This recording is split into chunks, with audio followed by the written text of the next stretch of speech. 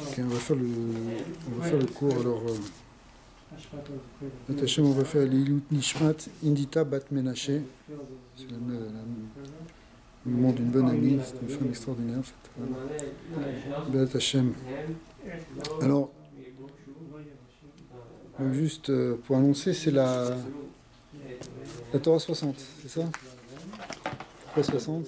Il y a quelque chose de spécial. Alors, Torah 60 de l'Ikouté Moharan, Chelek Aleph, qui commence en fait par un passage de la Hydra Rabbah. L'Hydra Rabbah, hein, c'est un des passages clés du Zohar.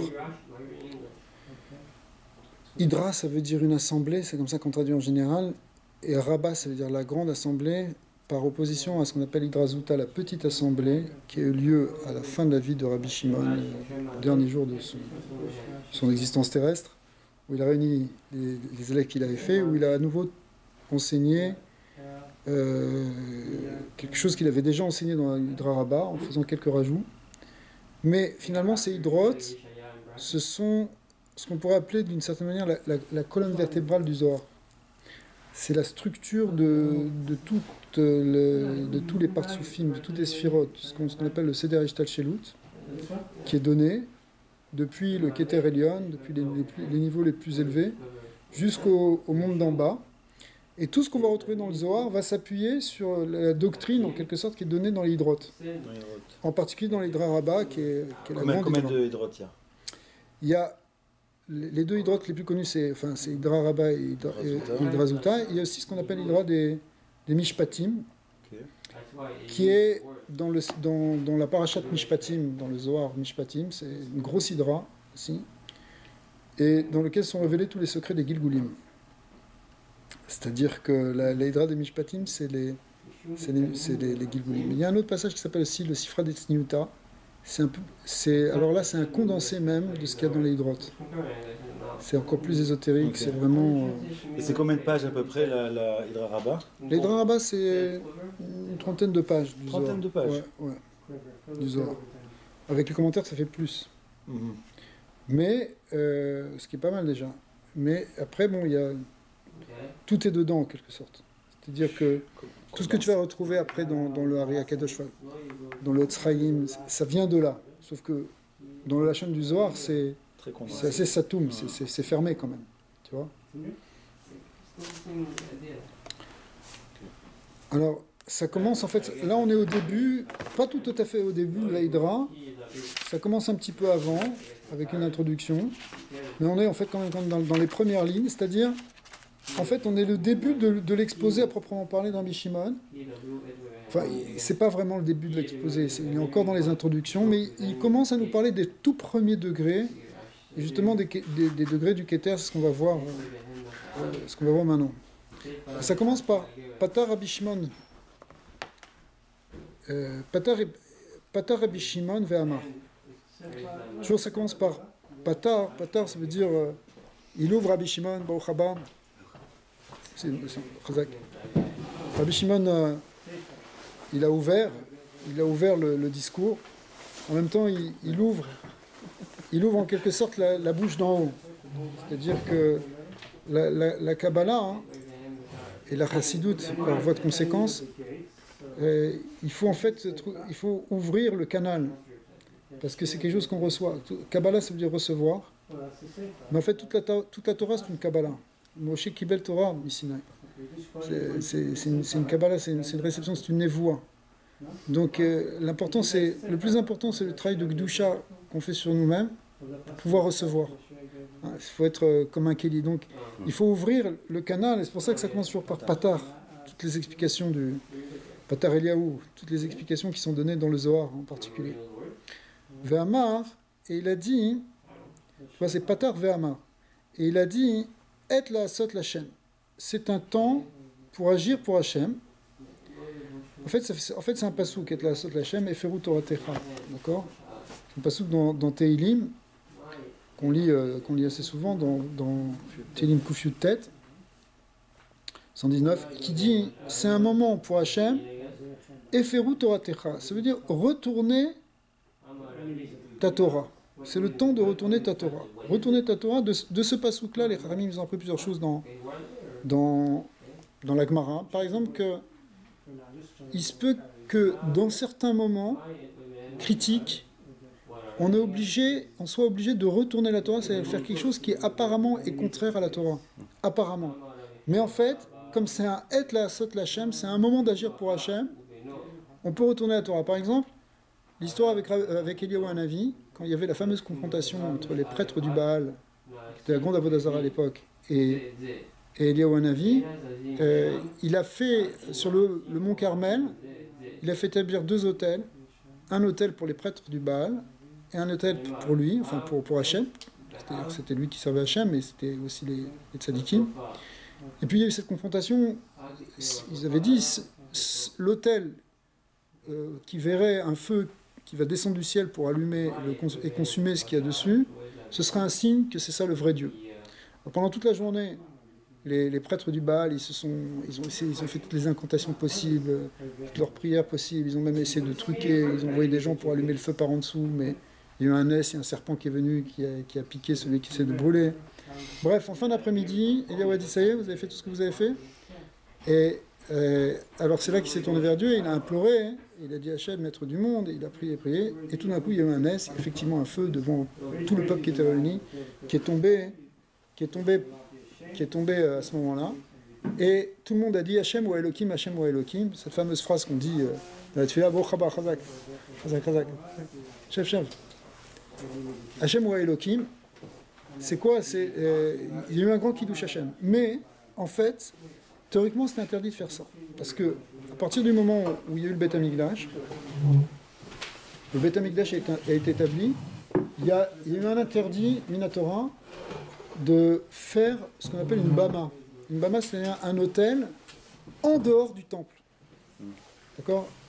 Jusque-là, au départ, on pouvait faire un petit autel particulier, c'est le cas de le dire, et offrir son korban un peu où on voulait. Mais à partir du moment où il y a le Beth Amikdash, il y a eu ce qu'on appelle le Issur Bama. C'est interdit de faire des bamot.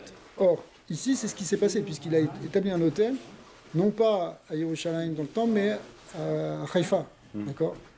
Donc, il a transgressé la Torah, mais c'était un temps pour agir pour Dieu. Pour le Kiddush Hashem, il a dû faire ça. Et d'où il s'est appuyé? Il s'est appuyé sur ce pasuk. Et la sot l'Hashem, et feru Toratecha. Alors, ça c'est une des manières dont on comprend la Gemara, le fait qu'on puisse à un moment renverser la Torah. Ouais. Que par moment. Quand c'est un et la sot l'Hashem. C'est maintenant, il n'y a pas le choix, il faut faire quelque chose. Il fallait qu'Eliyahu Hanavi prenne cette initiative parce que ça a ramené après tout le peuple dans la tchouva. Quand ils ont vu ce Kiddush Hashem là. C'était vraiment Pessah comme ils ont fait le jeûne, non? Oui, ça aussi par exemple, effectivement. Alors ça, tu fais référence au fait que Esther elle a demandé de jeûner.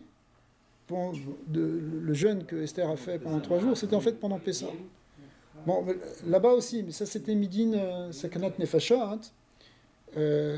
Alors, c'est un peu ça peut être comparé à ça, c'est-à-dire quelque chose qui va être exceptionnel et qu'on va faire de manière exceptionnelle. Ici, Rabbi Shimon, on est au début de la Torah 60.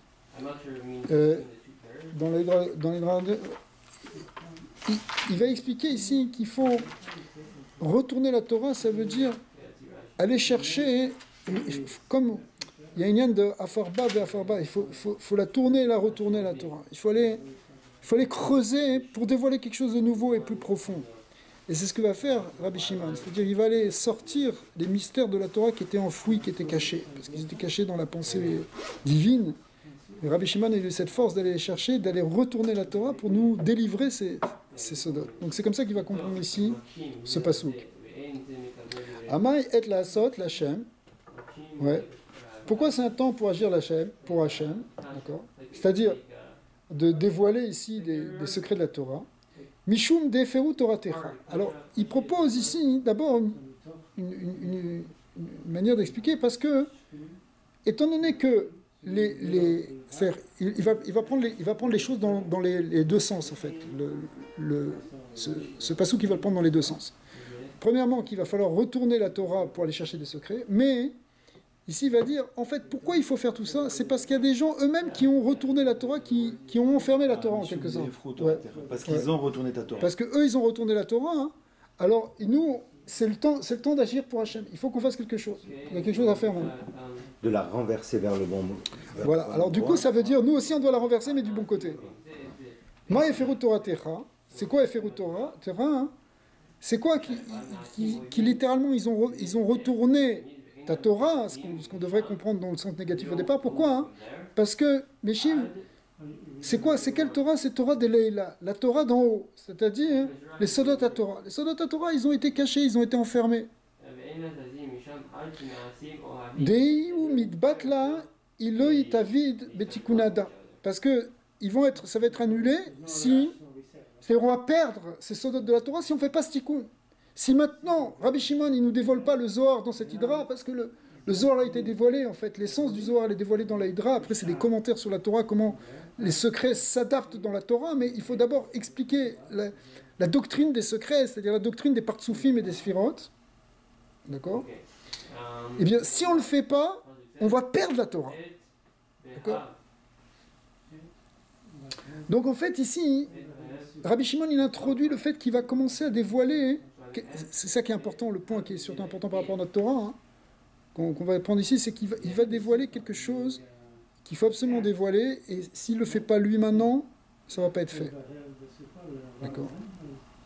Il veut dévoiler... Ça va être perdu. Est-ce qu'on peut dire, est-ce qu'il veut dévoiler une certaine mida d'Hachem qui était fermée plutôt? Voilà, c'est ça. Les sodotes de la Torah, hein, c'est des sodotes sur des midot d'Hachem. Parce que finalement, hein, c'est quoi la Torah du Sod? La Torah du Sod, la Torah de la Kabbalah, c'est la Torah qui nous parle de Dieu. La Chassidut, c'est la Torah qui nous parle de Dieu dans notre avoda pour Hachem. C'est-à-dire, c'est cette Kabbalah, mais qui est amenée au niveau de la avoda. Comment ces secrets-là, qu'est-ce qu'on en fait, nous, au niveau de notre avoda? Donc c'est déjà un deuxième shlav. Mais déjà, la première étape, c'est de comprendre ces secrets, comment Hachem, il se dévoile, comment il crée le monde et comment il dirige le monde. Effectivement, il se dévoile par des forces, par des midot, par des sphirotes. Et avec ces sphirotes-là, c'est avec ça qu'il crée le monde, c'est avec ça qu'il dirige le monde, c'est avec ça qu'il les manigue. Ce sont les midot en réalité qui nous dévoilent à nous. D'accord. Et donc nous, c'est une question de comment est-ce qu'on accède à ces midot-là dans notre avoda. Dans la Chassidut, si tu veux, c'est une manière un peu globale de parler, mais c'est que une des différences majeures, c'est que la Chassidut, elle nous amène, si tu veux, le derer, comment ça se traduit dans l'homme. Parce qu'en fin de compte, l'homme est fait à l'image d'Hachem. Donc toute la structure des sphirotes qui est marquée justement ici dans l'Hydra, en fait on l'a aussi en nous. Mais on l'a en nous comme un potentiel de notre Neshama. Donc c'est un potentiel qu'il faut révéler, qu'il faut dévoiler. Si tu veux, les tzadikim, finalement, en même temps qu'ils dévoilent les midot d'Hachem, ils les dévoilent en eux-mêmes aussi. Rabbi Moshe Cordovero, il a écrit un sphère qui s'appelle Tomer Dvorah. C'est connu, Tomer Dvorah, hein, il compare. En fait, c'est un livre pour travailler des midot à partir des midot d'Hachem. De même qu'Akadosh Baruch Hu, il a cette mida-là, hein, cette mida qu'il est Rahum, qu'il est Chanoun. Comment toi tu vas être Rahum et Chanoun si tu vas être à son image? Parce que dire qu'on est à l'image de Dieu, ça ne veut pas dire simplement au niveau du corps, c'est au niveau de l'âme. Alors, comme en fait, ce qui est attendu dans la Torah de nous, c'est qu'on soit dans une relation avec Akadosh Baruch Hu, où nous aussi on intervienne, qu'on ait une avoda à faire, pas qu'on soit passif, mais qu'on a vraiment une avoda, qu'on a un travail. Alors, finalement, c'est ça la avoda de la Chassidut. C'est la avoda hein, où on interagit au niveau de notre Neshama avec Hachem. D'accord? Bon, c'est une manière un peu simpliste de dire les choses, mais... Alors, pour l'instant, on va rester dans le texte. Dei mitbatela lo avide betikuneda. Si ilo yitavi tikunada, chazak. Viens, c'est toi, il y a des places. Bon, mets-toi là. Ça veut dire quoi? Ça veut dire que si on ne dévoile pas, ça va se perdre. Et là, il dit quelque chose de très important par rapport à notre Torah, où les Atik Yomin Itmar. Et sur ce qu'on appelle Atik Yomin. Alors on va développer un peu ce que c'est qu'Atik Yomin. Rapproche-toi, prends. Le Atik Yomin, Itmar, il est dit.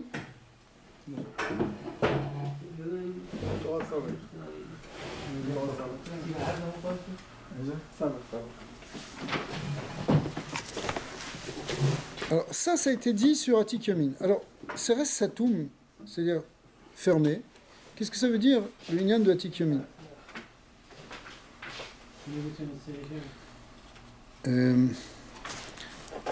Ici, il y a un commentaire, qui est le commentaire de Rabbi Yehuda Ptaya. Rabbi Yehuda Ptaya, c'était le grand-père de Rav Batsri. Il vivait à l'époque du Ben Ishraï à Bagdad. Il était aussi grand que le Ben Ishraï. C'était un très grand Mekoubal. Tsoum qui a fait des choses incroyables. Vous avez sa photo ici.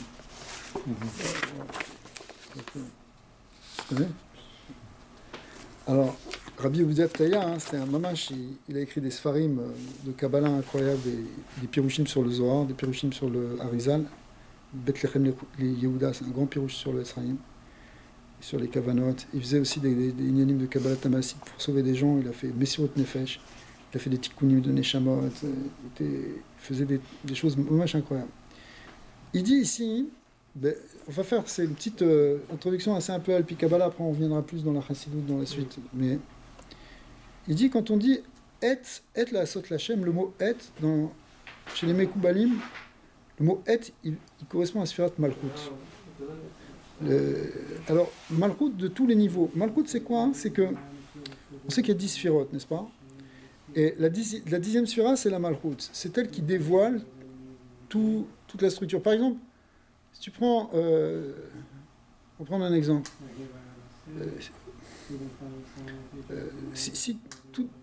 La Midat Malchut, c'est elle qui doit synthétiser en fait toutes les Midot.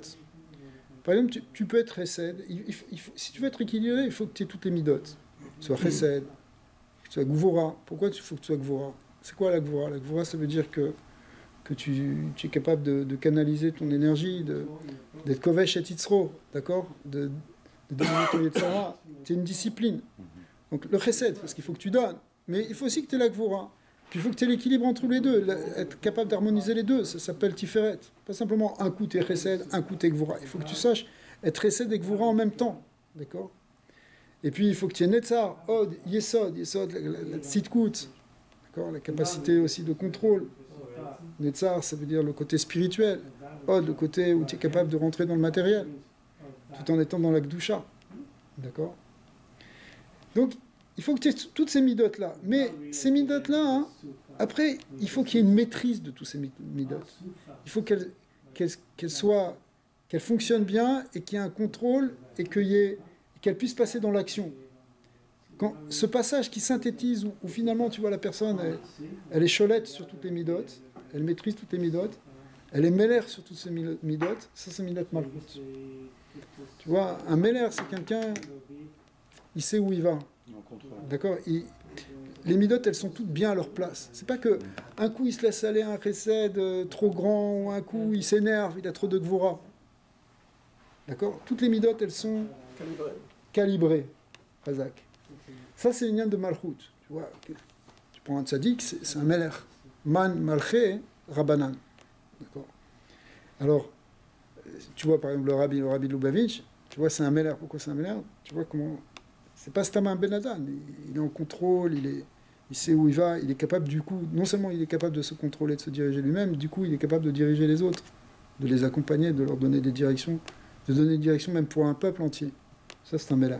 C'est quelqu'un qui est capable de voir pour le peuple et de donner la direction pour le peuple. Qui c'est qui fait ça? C'est les grands tzadikim. Hein, le rabbi, c'était vraiment l'exemple de quelqu'un qui est capable d'avoir une malchoute sur le ham. Évidemment, une malchoute faite de Ahava et de Ahavat Israël, de Vadaï. Mais c'est ça un Meler, comme David Ameler, c'est l'image des malachim.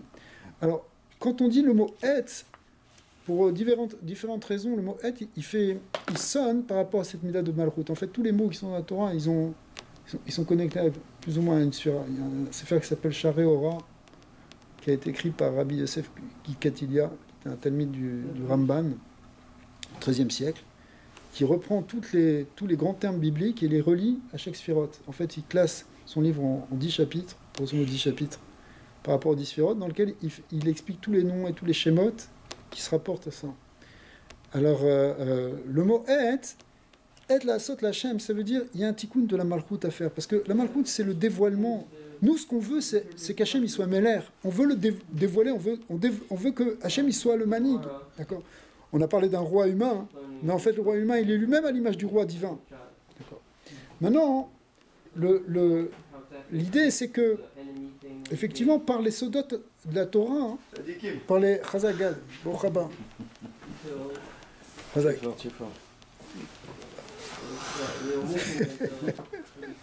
Pardon. Avec plaisir, avec plaisir. Dieu te bénisse. Désolé. Alors, ici, il y a une yann que ce qu'on appelle la malchoute, elle se trouve dans tous les mondes. C'est-à-dire, tu peux avoir une malchoute de Olam Hatzilut, malchoute de Olam Abriya, malchoute. Chaque olam, il a 10 sphirotes, n'est-ce pas? Donc, chaque olam, il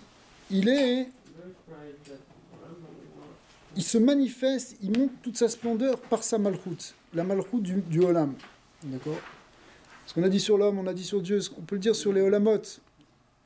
C'est des degrés de séphirotes, si vous voulez. C'est des degrés où se révèle la malchoute divine. Elle se révèle dans malchoute de Hatzilut, dans malchoute de Bria, dans malchoute de Yitzhak, à des niveaux différents. D'accord. Jusque dans Malchout de Asiya. Il y a même, Chas v'Shalom, une Malchout de la Sitracha. Comme ça, il explique.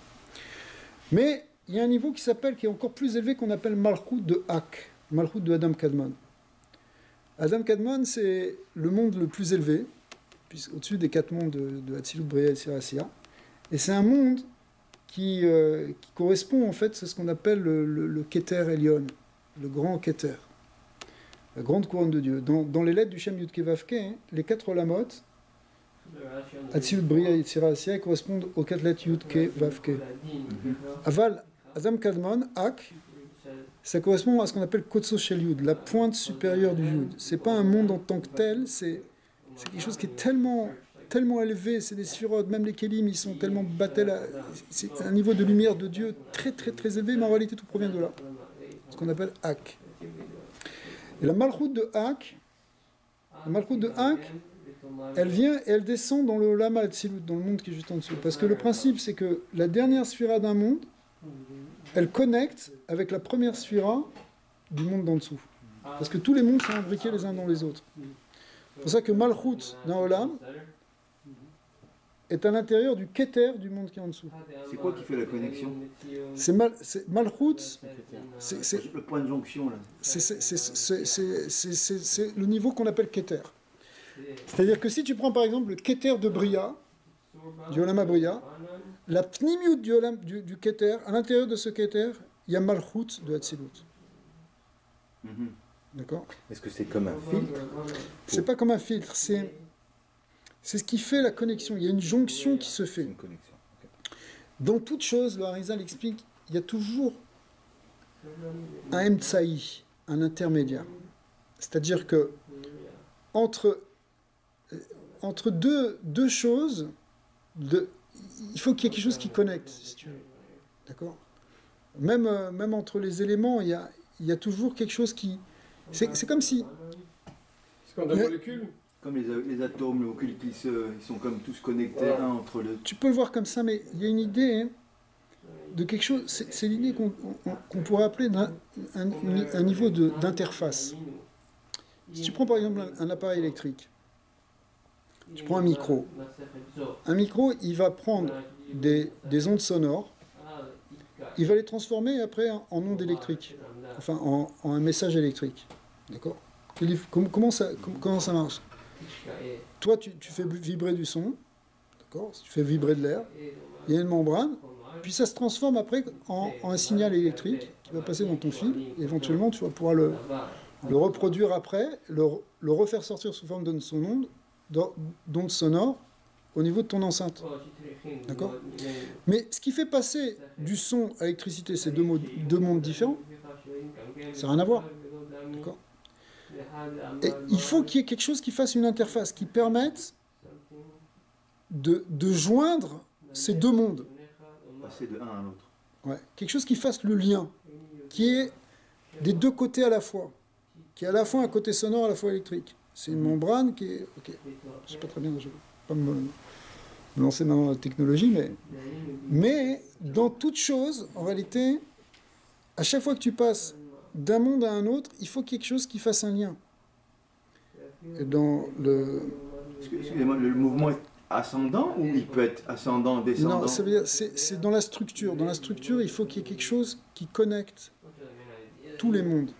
Tous les mondes doivent être connectés, parce qu'il y a une continuité, si tu veux. Oui, c'est ça, il ne faut pas qu'il y ait de cassure. Mais pourtant, c'est des mondes qui sont complètement différents. Le monde a... Par exemple, tu prends... L'interface, c'est Malchut ou c'est Keter? C'est Malchut. Alors, on va y arriver. Je te prends encore un exemple, mais après je vais te répondre. Par exemple, tu as Neshama. Tu as une Neshama et tu as un gouffre. C'est deux mondes complètement différents. Un, c'est immatériel, c'est spirituel, c'est le Neshama. Le corps, c'est physique, c'est matériel. Comment le spirituel peut connecter avec le matériel? Comment la Neshama, elle peut s'asseoir dans le corps? D'accord? Il faut qu'il y ait ce qu'on appelle un interface aussi, que on appelle dans l'enchaînement des kabbalistes, on appelle le tselem, ou qu'on appelle aussi le vêtement de l'âme, qui est quelque chose qui est entre le spirituel et le matériel, qui est un corps subtil, qui va par exemple se poser dans le sang. Le nefesh, qui a dam ou un nefesh. Sur le dam, il y a quelque chose, dans le sang, il y a quelque chose qui n'est pas de l'ordre du physique, et qui n'est pas de l'ordre du spirituel, mais qui est entre les deux, qui est à la fois physique et spirituel. On pourrait appeler l'ordre, un niveau subtil de la matière. D'où l'importance de manger kasher. Oui, c'est pour ça, c'est parce que, bon, alors, effectivement, il y a un lien, ça veut dire que même dans le...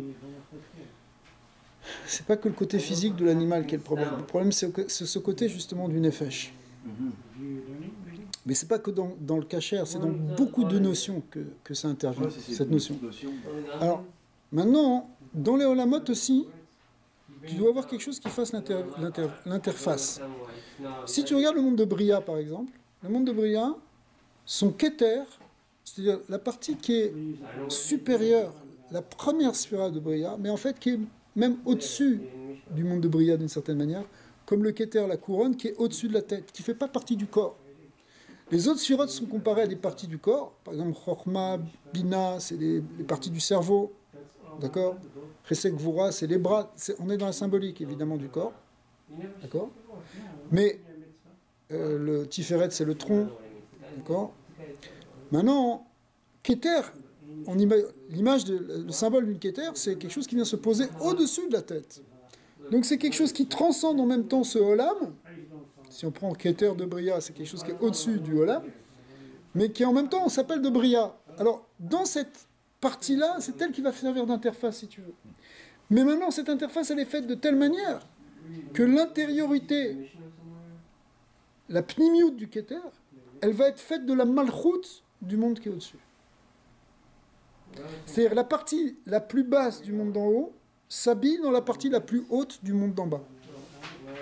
La partie la plus basse du monde d'en haut, la dernière partie du monde d'en haut, s'habille, c'est-à-dire est à l'intérieur. Et quand je fais cette image, c'est qu'une image, parce que c'est pas physique évidemment, d'accord? Mais c'est pas grave, on peut utiliser l'image pour comprendre, dans la partie la plus élevée du monde inférieur. C'est pas un des joints. C'est ce qui fait le joint. C'est ce qu'on appelle l'électrovanne. C'est le mot que je cherchais tout à l'heure. Tu vois?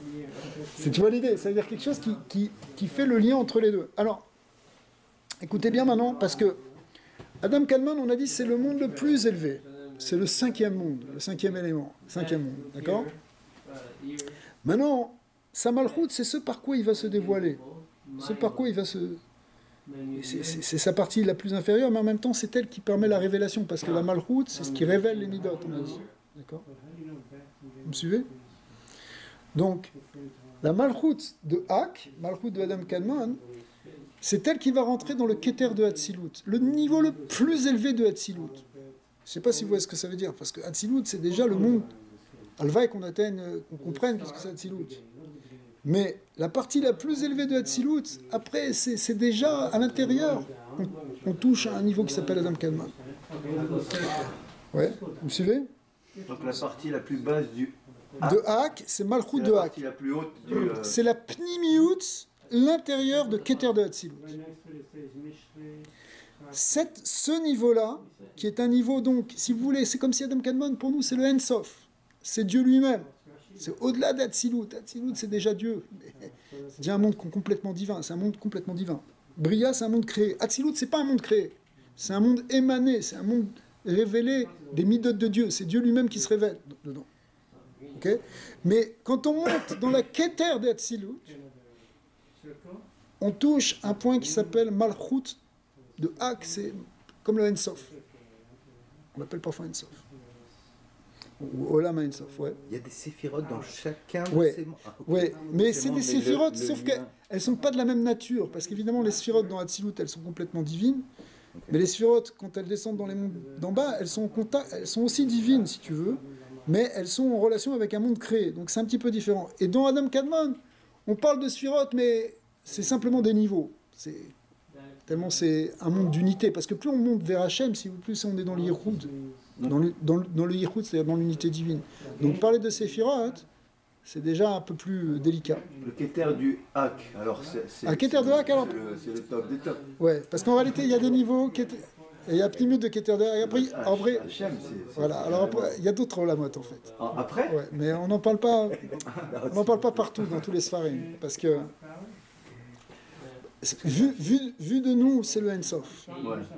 Tu sais, c'est un peu comme quand c'est comme une ligne d'horizon, si tu veux. Ce qui est au-delà de la ligne d'horizon, c'est de l'infini. Ce qui est infini, ça veut dire ce qui n'est pas saisissable, en fait. C'est expliqué comme ça dans beaucoup d'explications de Kabbalah. C'est que le Ensof, c'est ce que tu ne peux pas saisir. Au niveau de notre Orma. Oui, au niveau de notre asaga, c'est ce qui nous dépasse, ce qui nous transcende. D'accord. Alors, en fait, si on arrivait à s'approcher de ces niveaux-là, peut-être on repousserait la ligne d'horizon.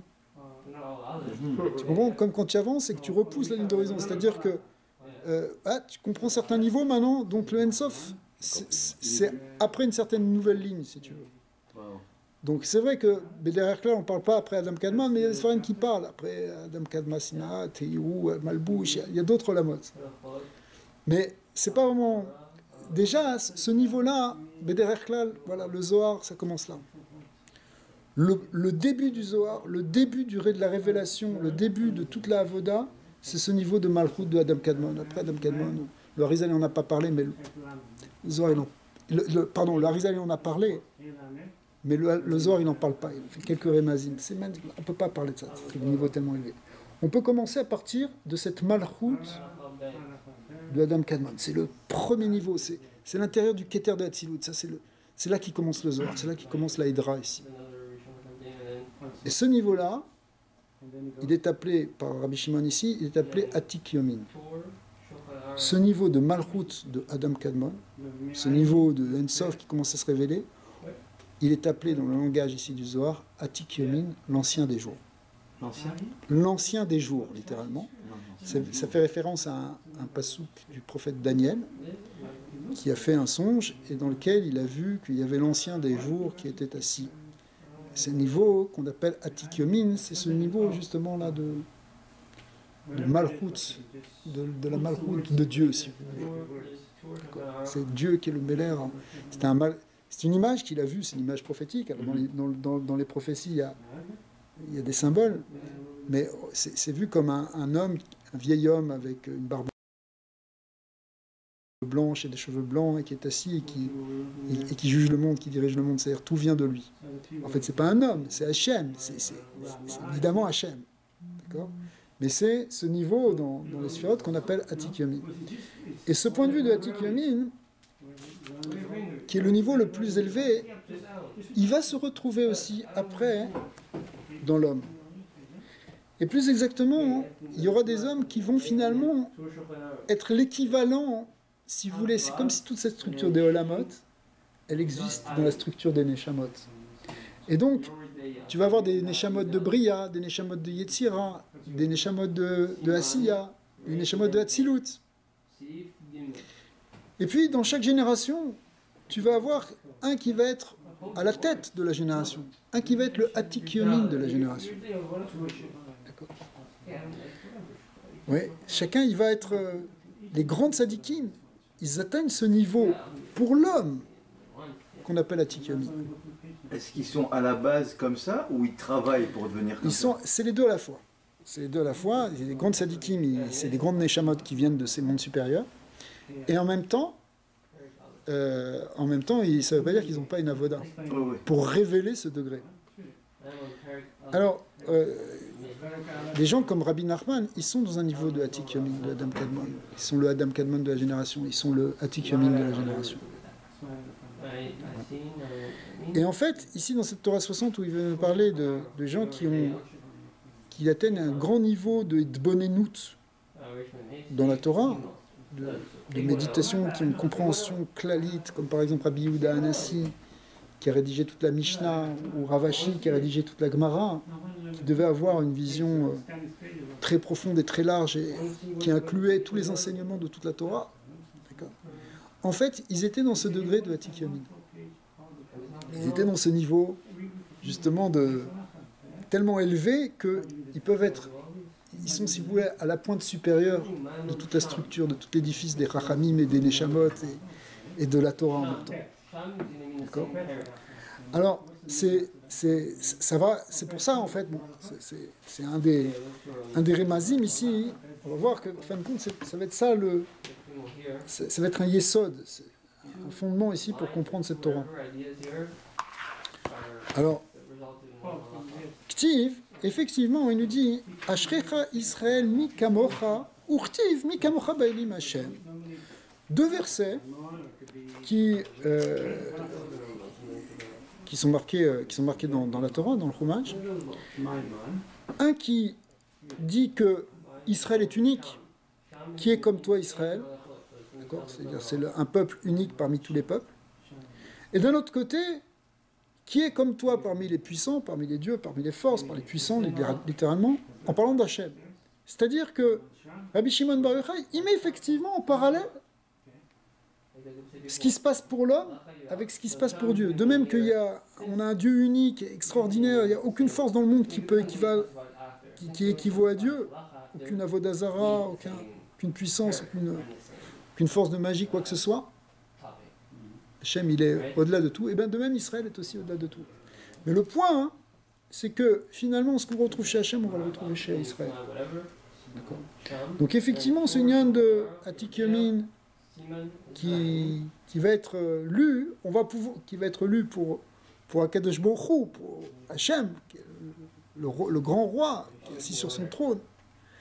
On va le comprendre aussi dans le Klal Israël et dans les Neshamot de Tzadikim. Alors, a priori, c'est ça qu'il veut nous dire ici. Non, peut-être il y a d'autres explications. Karal et Rabbi Elazar, Béré. Alors, Rabbi Shimon était assis. Il a appelé Rabbi Elazar. Rabbi Elazar, c'était son plus grand élève. C'était son fils. D'accord. Il était très très grand. Il est enterré juste à côté de lui à Méron. Il était très très kadosh. Et il a fait asseoir devant lui, en fait, vers sa droite, c'est ce qui est marqué, Otive Kame, où les Rabbi Abba Misitracha, et Rabbi Abba, qui était aussi un très grand élève, et qui était le sofer de Rabbi Shimon, c'est lui qui écrivait. Tout ce qui a été écrit par Rabbi Shimon, en fait, c'était Rabbi Abba qui écrivait. Eh bien, il l'a fait asseoir à côté de lui, à côté de Rabbi Elazar, en face de lui, mais sur le côté gauche, c'est-à-dire du côté gauche de Rabbi Shimon. Donc c'est Vana Anan Klala Dekola. Il a dit, nous, on est le klal de tout. C'est-à-dire, à nous trois, il y a tout. Il y a toute la Torah, il y a tout le klal Israël. Il y a toutes les Neshamot, elles sont incluses en nous. Pendant que Gemara, il dit, s'il y en a deux qui font tenir le monde, c'est mon fils et moi, s'il n'y en a qu'un, c'est moi. Parce qu'en fait, lui-même, il est le klala des kula. Mais quand il se place là, lui, il est en position de keter. À sa droite, Chochma, à sa gauche, Bina. Keter, Chochma, Bina, qui est la première triade des Séphirot. Et qui inclut tout. C'est-à-dire que quand tu prends Keter, Chochma, Bina, tu as absolument tout ce qui va venir par la suite. D'accord ?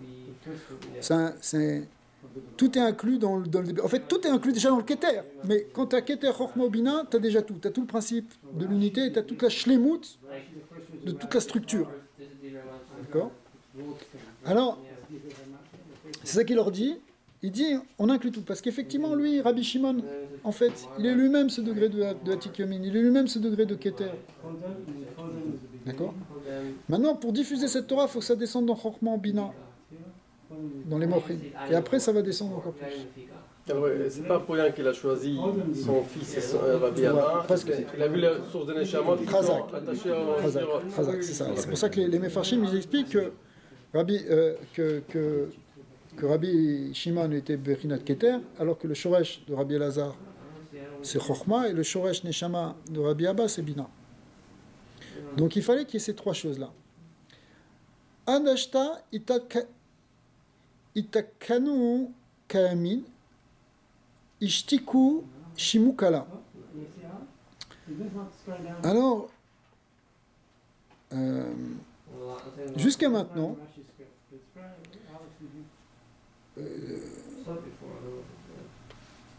on a arrangé les choses.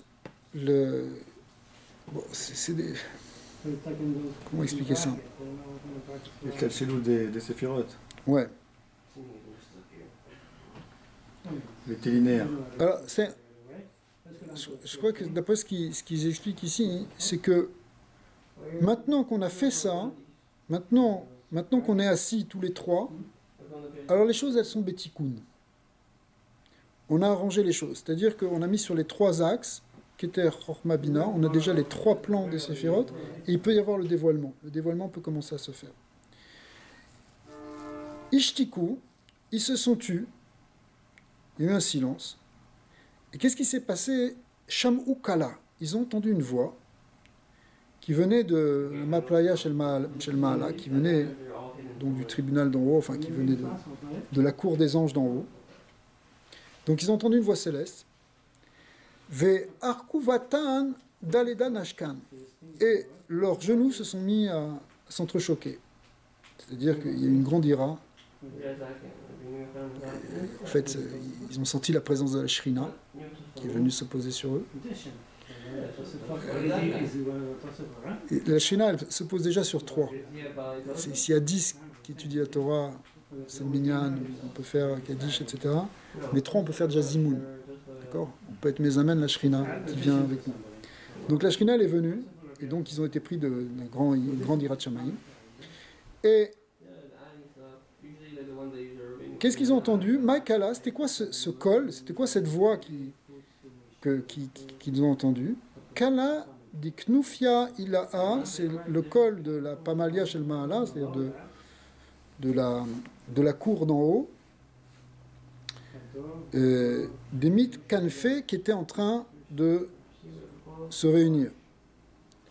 Et ici, c'est-à-dire que, en même temps qu'eux, ils ont fait cette réunion en bas, ça crée cette réunion en haut.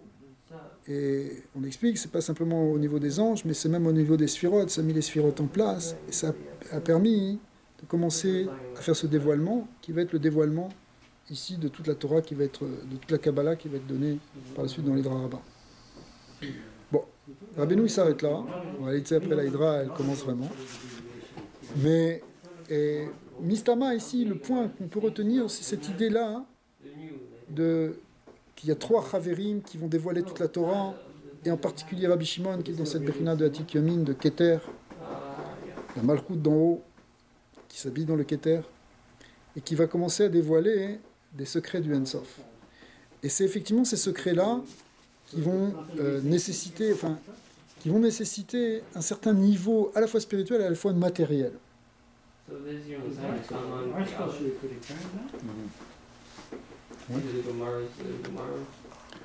Alors peut-être on peut commencer maintenant. On est au Aleph, au début de la Torah 60. Da sheyesh shvile Torah, sheyesh bahem itbonenut gadol meod. il y a des niveaux de Torah, on pourrait dire comme ça. Jvilé, ça veut dire des voies de la Torah, mais on pourrait dire des niveaux de la Torah qui nécessitent un grand niveau d'idbodenout, de méditation. C'est pas prendre la Torah, tu prends des trucs, ok, j'ai appris ça, j'ai appris telle halakha, j'ai appris telle chose, très bien. Mais on parle ici maintenant de tzadikim qui commencent à réfléchir sur la Torah. La Gemara, c'est déjà une réflexion sur la Torah. On a des psukim, mais des contradictions, on se pose des questions, on réfléchit, c'est une idbonenout, c'est la chaîne bina. D'accord. Mais des fois, il y a des niveaux de idbonenout qui montent dans des degrés très très élevés, et y compris même des degrés où il faut comprendre le secret de la chose. Tu ne peux pas faire des très grandes décisions, et dans la Torah, et pour le Klal Israël, si tu n'as pas une compréhension très très profonde du Hémet, qu'est-ce que c'est la vraie volonté d'Hachem. Quand Rabbi Yehuda Hanassi, il va rédiger la Mishnah, il est obligé de faire une sélection parmi tous les enseignements, pour prendre les bons enseignements, parce qu'il y en avait plein d'enseignements. La Torah chez Baal Pé, elle était diffusée, elle était parlée, elle était de tous les côtés. Donc quand il a fait des choix, il faut qu'il ait une compréhension réelle du Hémet à Torah, tel qu'il est en haut et tel qu'il doit se manifester en bas. Et ça, il doit le comprendre sur tout le chasse, c'est-à-dire sur toute la Torah Kula. D'accord ? Donc pour ça, c'est pas un truc où tu récites, si tu veux, ce que tu as appris, et point, c'est tout, et tu réfléchis pas. Il faut beaucoup de réflexion. Il faut une réflexion très profonde, une grande méditation, une grande réflexion. Alors, il y a des niveaux de Torah qui nécessitent, pour ceux qui sont dans cette pointe-là, quand le Rabbi a pris des décisions, de dire, voilà, il faut lancer telle campagne, faire telle chose, etc., c'est pas... Il s'est levé un matin et il a dit, tiens, on va faire ça. Pour faire ça, il fallait que ce soit vérifié et calculé et obtenu dans la source. C'est pour ça qu'il ne disait jamais rien s'il n'avait pas reçu de son beau-père. Son beau-père, il allait au OL. Tout ce qu'il a dit, il a dit au nom de son beau-père. Donc c'était des niveaux de méditation et de compréhension qui étaient extrêmement élevés. Ouais, quand Rabbi Nachman il a sorti des Torot, pas il est sorti comme ça parce que tout d'un coup il a fait une petite connexion. C'est pas ça. Des connexions, on peut tous en faire. Mais dévoiler une Torah qui va être délivrée pour le Klal Israël, pour permettre à des milliers de personnes après derrière ça de pouvoir s'élever correctement et sans trébucher, parce qu'on peut tous tomber dans la Torah. Mais de donner une vraie Torah qui va être bénéfique et qui va permettre à chacun de sortir sa neshama comme il faut et de la dévoiler comme il faut, ça demande une gadlut atzuma. Est-ce qu'il y a une différence entre ce niveau de réflexion, de méditation et Ruach HaKodesh? Alors, l'un va avec l'autre, si tu veux. C'est-à-dire, même dans le Ruach HaKodesh, il y a plein de niveaux. Au début du Shara Ruach HaKodesh, le Harizal explique tous les niveaux de Nevoua et même de Ruach HaKodesh. Le plus bas niveau, c'est Gilou Eliyahu Hanavi. Je ne sais pas si tu vois. Genre Gilou Eliyahu Hanavi, qui pour nous, c'est un truc incroyable. Mais c'est le premier degré, tu vois. Donc il y a plein de niveaux. Alors effectivement, après tu as des niveaux de prophétie, jusqu'à le summum, c'est la prophétie de Moshe. Il n'y a pas eu deux navis comme lui. Lui, il avait un niveau de Nevoa à Tsum. D'accord. Il parlait directement avec Hachem. Mais alors, l'idée c'est qu'effectivement, c'est des niveaux de Hitbonenut ici, le mot qui est mentionné, de grande méditation. Chez Ifshar la volée. Alors le point ici maintenant, chez Ifshar la volée de Bonenut Azot Kim Aliede Ashirut. Or, pour arriver à ce niveau, viens, Shlomo. Pas pu venir pour les Shloshim, j'étais coincé, mais c'est aussi les Ilou Nishmat, Eliyahu ben Fibi de Hashem. Que Dieu lui donne une Aliyata Neshama Bezat Hashem. Amen. Chazak.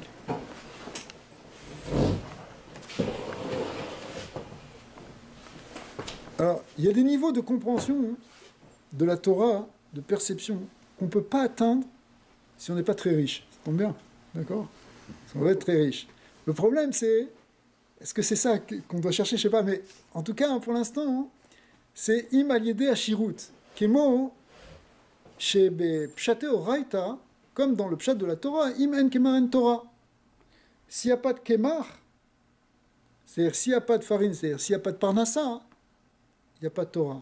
Vetsarir shielo al kol panim parnassa. Ce que dit Rabbeinu, c'est qu'il faut donc qu'il y ait un minimum, au minimum de la parnassa, pour pouvoir l'année de la Torah. D'accord? Comment tu peux étudier si tu es toute la journée en train de chercher un morceau de pain? D'accord?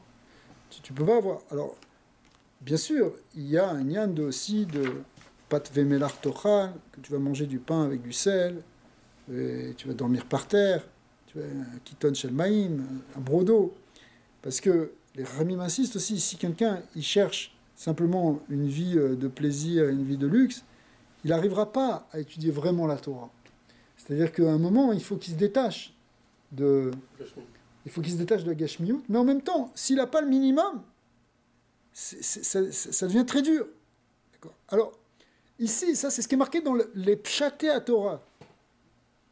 Mais ici, Rabbeinu il fait une extension sur les grands, non pas pshaté, mais rasés à Torah, les secrets de la Torah, ceux dont on parle avant, là, ceux de Rabbi Shimon, ceux qui demandent une grande idbonenout. Kemoken idbonenout azot. Shiu gadol meod, qui est très grand donc, comme on l'a dit. Tsarir chez Yelo ashirut gadol meod. Alors, l'un va avec l'autre. Il faut qu'il y ait aussi, si tu veux, de même que pour apprendre des pshats de la Torah, il faut que tu aies au moins une assise matérielle minimale qui te permette de vivre. Chez Yelo Fort Parnassa, ok. Mais alors, pour obtenir des grands secrets, cette grande idbonenout, ça demande maintenant une grande achiroute. Ce que tu peux te dire, mais pourquoi? Quel rapport? Qu'est-ce que tu as besoin? L'important, c'est d'avoir une parnassa. Si ça suffit, ça suffit. Tu peux atteindre des grands niveaux spirituels sans être forcément millionnaire. D'accord? Alors, ici, il y a quelque chose de plus profond. C'est-à-dire qu'il y a peut-être un niveau de mochine, de conscience qui vient avec le fait que la personne, elle a... Par exemple, c'est marqué que celui qui a une dira na'a, une belle maison, d'accord, alors, il a achavat adat, il a une ouverture d'esprit. Ouais. Tu ouvres ton mur, tu refais ta cuisine, tu fais tout d'un coup, tu as des nouveaux mochines. Pourquoi? Parce que... Pourquoi? Quel rapport? Parce que quand tu es mis dans un endroit étriqué, que tu es mis dans un endroit qui n'est pas inspirant, alors forcément, quelque part, ça ferme ton esprit. Alors, c'est difficile à comprendre, parce qu'on a eu des très grands chachamim, des très grands tzadikim, qui vivaient dans des choses assez misérables. Peut-être qu'eux, ils arrivaient à dépasser ça. D'accord? Mais de manière générale, il y a un support qui vient par le fait d'avoir aussi cette assise matérielle. D'accord? À tel point que, ici, on avait affaire à des gens qui étaient finalement des princes. Rabbi Yehuda Hanassi, qui a rédigé la Mishnah, il était Nassi. Il était Nassi au sens politique même du terme. Il était vraiment le prince d'Israël. Le Nassi, c'est celui qui c'est le terme qui a remplacé le terme de roi. Il venait de David Améler. Si le Beth Amikdash avait été encore construit, on ne l'aurait pas appelé Rabbi Yehuda Hanassi, on l'aurait appelé Rabbi Yehuda Améler. Il s'appelait Nassi parce que le Beth Amikdash était détruit. Mais en fin de compte, il était porteur de la malroute d'Israël, donc dans une certaine galoute, enfin une galoute qui était quand même en Eretz Israël, parce que celui qui est à l'extérieur d'Eretz Israël, il y avait aussi toujours un chef de communauté, un Nassi à l'extérieur mais on l'appelle plus un Nassi à ce moment-là, on l'appelle le Resh Galuta. Ce qu'on appelle le Resh Galuta, comme justement Ravashi qui était Resh Galuta, c'est en fait le Nassi lorsqu'il est hors d'Eretz Israël. Mais quand il est en Eretz Israël, il s'appelle Nassi, et quand le Beth Amikdash est là, il s'appelle Meler. D'accord. Grosso modo, c'est comme ça que les noms qu'ont donnés les Chachamim par rapport à tous ces gens. Donc, il était vraiment un prince et il était extrêmement riche. Et la Gemara raconte des histoires incroyables sur Rabbi Yehuda Hanassi. Il avait une fortune où c'était lui, tout dépendait de lui. D'ailleurs, c'est lié avec la paracha de cette semaine, où on dit Shne Goyim Bebitner, ce qu'il a dit Shem quand elle est venue Rivka, parce qu'elle avait Vitrotsessu Abanim Bekirba, les bébés se disputaient en son sein. Alors, elle est allée l'Hydroche et Hachem. Elle est allée demander à Hachem, en fait, elle est allée demander au prophète qui était Shem, le grand-père d'Abraham, enfin l'arrière-grand-père d'Abraham. Et lui, il a vu par prophétie, ou en Kodesh, il a dit qu'elle avait Shne Goïm Bebitner, tu as deux peuples. C'est qui ces deux peuples? C'est Yaakov et Esav, mais il y a une dracha qui dit, Shne Goïm, que Rashi ramène, que c'est pas Shne Goïm, c'est Shne Geïm, deux puissants. C'est qui? C'est Antoninus, qui était le prince romain, et Rabbi Yehuda Anassi, qui était donc romain, qui descendait donc d'Esav, et Rabbi Yehuda Anassi, qui descendait évidemment de Yaakov, qui étaient les deux grands puissants, les deux grands puissants, en fait, ces deux exemples, c'est les deux prototypes des deux grands puissants qu'on a eus et chez les Romains et chez Israël. D'accord. Ils étaient en même temps. Oui, ils étaient en même temps. Ils sont devenus amis. Ça, c'était Ils sont devenus amis. ouais, ça, c'était incroyable. C'est avec les mamans qu'ils ont échangé les bébés pendant un moment. Ouais, ça c'est bon, Hachem, c'est des bonnes histoires. Ok, alors juste encore un petit peu, après on va faire Marie, je pense, Emilian ou... Encore 10 minutes. Ok, on a combien? Ah, c'est jusqu'à 9h. Ok, parfait alors. Mais ici, là, dans ce concept de Shirut, tu me diras si je me trompe, pour arriver à ces niveaux de contemplation tellement élevés, il faut sortir de l'aspect de la faute de Adam Arishon. Ouais. On sait que l'aspect de la faute, c'est elle qui a mené cet aspect de la conception de la Shirut et du travail et du labeur et d'être au-dessus du labeur à travers la Shirut et tout ça. Donc, quelque part, quand il parle de ça, c'est aller au-dessus, réparer, être au-dessus de dire, à arriver à un niveau spirituel de réparation de la faute de Adam Arishon. Donc là-bas, la Shirut s'applique plus. Là-bas, c'est comme si on a tout ce qu'on désire.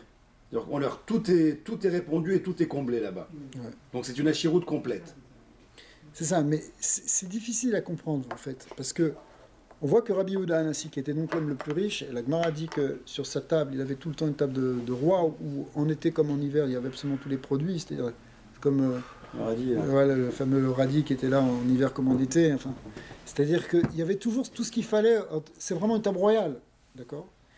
Et pourtant, il a juré, il a levé ses deux petits doigts, il a dit, je jure qu'aucun de ces deux petits doigts n'a été né mina olam hazeh, n'a profité de ce monde-ci. C'est-à-dire qu'il était l'homme le plus riche du monde, et pourtant, il a juré qu'il n'a pas profité de ce monde. Alors c'est incompréhensible, parce que si tu es riche, au contraire, tu es là pour profiter, mais non, justement.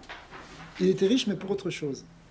Tu es riche pour distribuer la richesse. En fait, celui qui est riche, c'est une responsabilité. Mais le hachir, s'il y a quelque chose, on parle ici d'un hachir, quelqu'un qui est vraiment très riche, c'est une charge qu'il a en fait. D'accord ? Ouais. Bon, tout le monde rêve de gagner au loto, c'est sûr. D'accord ?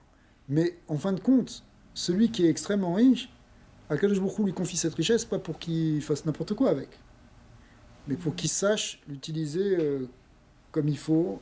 En particulier ici, en tant que Nassi, il devait bien gérer tout ça pour toute l'Israël. Il avait cette responsabilité.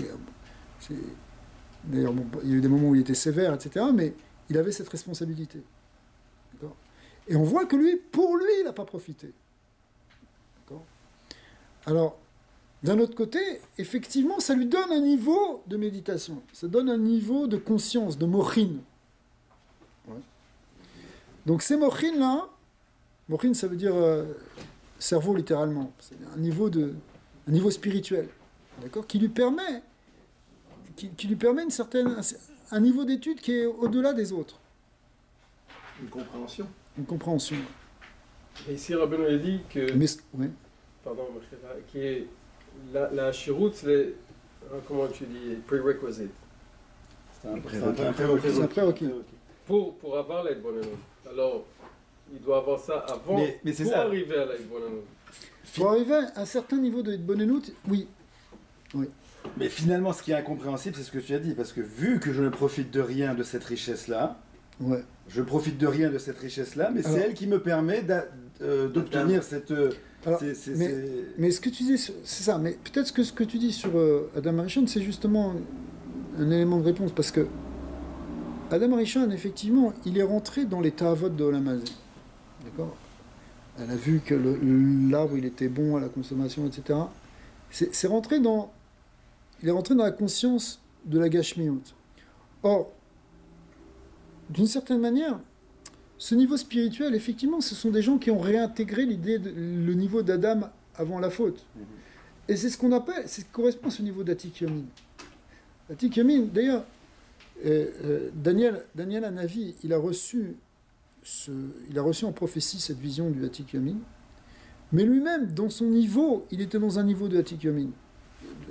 Au niveau de sa Neshama, il y a des niveaux de Keter dans chaque monde, il y a des niveaux de Atik dans chaque monde. On dit que la névoie de Daniel, c'est un niveau de névoie de Asiya.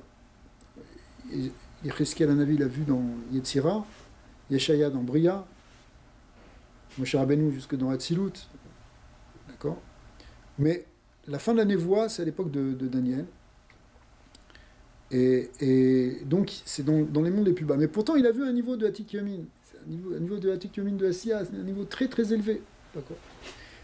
Et s'il l'a vu, c'est que quelque part, il a intégré lui-même ce niveau. Et la preuve est que, quand il a été jeté dans la fosse aux lions, les lions, c'est Daniel qu'on a jeté dans la fosse aux lions, les lions ne l'ont pas touché. Pourtant, c'était des lions sauvages, affamés, etc. Normalement, ils auraient dû le dévorer en 2 secondes. Ils ne l'ont pas touché, et on explique pourquoi. Parce que ils ont vu le Zohar explique qu'ils ont vu la Tsurat Adam. Ils ont vu l'homme chez Daniel. Ils ont vu ce Atik Yomin, si vous voulez, cet homme parfait, cet homme qui a réintégré le niveau supérieur d'avant la faute, d'avant le... Si un animal, il voit un homme qui a fauté, alors il ne le voit pas comme un homme, il le voit comme un animal, donc il va l'attaquer. Mais s'il voit un homme qui est parfait, qui a réintégré la source de la faute d'avant la faute, si vous voulez, alors forcément, enfin pas forcément, mais c'est pour ça qu'il... Comme Adam Arishon dominait les animaux. Ouais. Les animaux, normalement, n'attaquent pas l'homme, mais il faut que l'homme soit un homme. Ok. Alors, donc on voit que, oui, c'est possible que des gens, c'est certain que des gens comme Rabbi Yehuda Anassi, qui était Nassi Ador, Ravashi, Moshe Rabbeinu encore plus, il va citer l'exemple de Moshe Rabbeinu, qui était encore plus riche que tous, d'accord, puisqu'il s'était enrichi avec les débris des Louchot. C'est possible que, c'est sûr que ce sont des gens qui sont revenus au niveau d'Adam Arishon avant le Chet. Qui étaient, on sait que c'est des Gilgoulim en réalité d'Adam, qui sont la Shlemout d'Adam. Adam, c'est Aleph Dalet Mem, et c'est le lien de Malchut lui-même. Adam, c'est dans une Bechina de Malchut. Des liens de Vatik, de Malchut, tout ça se retrouve.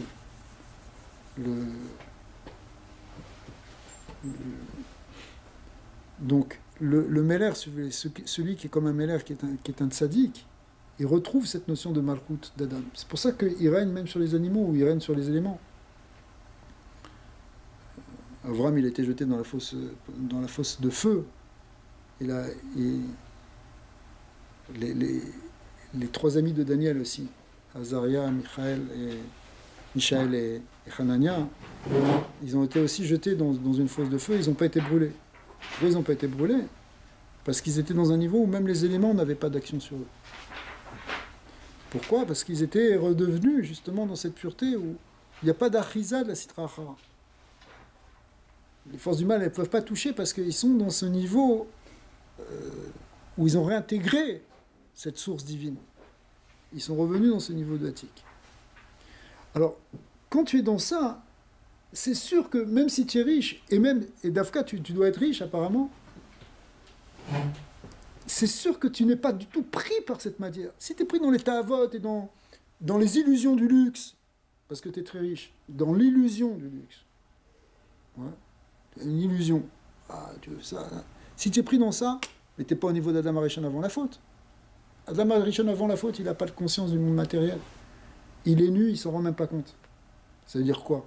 Ça veut dire qu'il n'est pas dans l'extériorité, il est uniquement dans l'Ichud Hashem. Donc c'est des tzadikim qui... ça va de...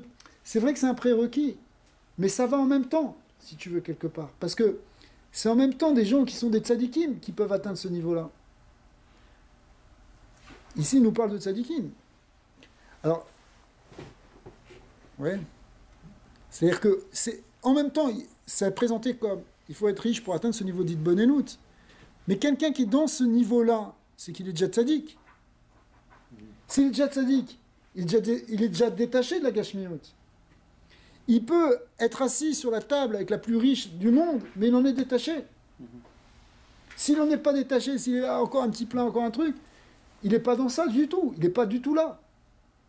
Il n'est pas dans un niveau de Nassi, il n'est pas dans un niveau de Meller, de Adam. Mais de la façon qu'il a présenté ça, Rabbi Nachman, il a dit que tout est relatif. Parce que même le niveau du pshat, il faut quand même du kémar pour arriver à une compréhension du pshat. Donc il a balisé le chemin. Il s'est appuyé sur cette idée que Imen Kémar en Torah, il y a un principe qu'il faut qu'il y ait une stabilité dans la matérialité pour qu'il y ait une certaine élévation spirituelle. C'est ça. Ce principe existe. Et ça ne veut pas dire, parce que la Mishnah elle-même, elle dit que si quelqu'un il étudie la Torah Be'oni, Sofo... Mais ce qu'on ne comprend pas, c'est qu'il faut un minimum, tout ça, ça on le comprend. Mais qu'il faut une grande richesse, c'est ça. Cette grande richesse, c'est pour ces niveaux-là. C'est pour ces niveaux. Mais comment se fait qu'elle est associée avec ces niveaux-là? C'est dur à comprendre. Qui est un minimum, d'accord. Mais qui est une grande... On voit les exemples qu'il a amenés, on le comprend. Mais et encore, il y aurait peut-être d'autres exemples. Par exemple, Shlomo Ameler. Shlomo Ameler, c'était l'homme le plus chacham de tous les temps. Et il vivait aussi dans des palais, dans un grand luxe, etc. Il avait... Alors, il y a des limites qui sont données. Par exemple, la Torah a dit qu'un homme ne doit pas être marbre. Alors tu vois, il est avec des caroubes et dans une grotte. Et il a atteint, c'est sûr qu'il a atteint tout ce qu'il a atteint. Chazak. Alors c'est quelle richesse? Alors c'est ça aussi, c'est-à-dire que d'un autre côté c'est marqué que Hillel Mechayev et Ta'anim, c'est-à-dire que à la fois, c'est-à-dire que Hillel lui il était extrêmement pauvre. Il était tellement pauvre qu'il n'avait même pas d'argent pour entrer dans le Beth Midrash, parce qu'à chaque fois il fallait payer une pièce. Donc une fois ils l'ont trouvé, il allait sur la cheminée écouter, une fois il y a la neige qui est tombée, et ils se sont rendus compte qu'il y avait quelque chose. Ils sont allés chercher, il était congelé, ils l'ont réchauffé. Après ils lui ont dit, bon bah écoute, tu rentres comme ça. Il n'avait même pas de quoi payer la pièce pour rentrer au Beth Midrash. Alors, il m'a dit que Hillel il mechayev et Aranim. Rabbi Yehuda, il mechayev et Hashirim. C'est-à-dire quoi, mechayev et Hashirim? C'est-à-dire, si quelqu'un dit, moi je n'ai pas pu étudier la Torah, moi je n'ai pas pu étudier la Torah, parce que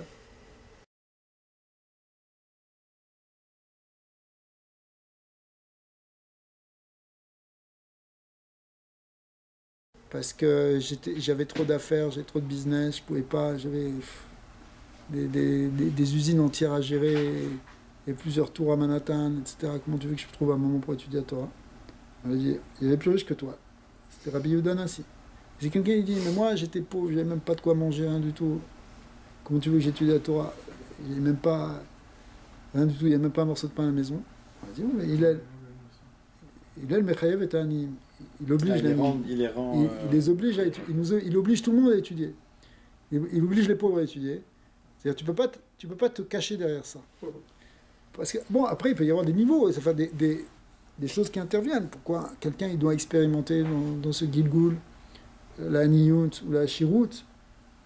C'est par rapport au Tikkun de Saneshama, c'est par rapport au Tikkun de la Shrina. Il peut y avoir plusieurs choses. Maintenant,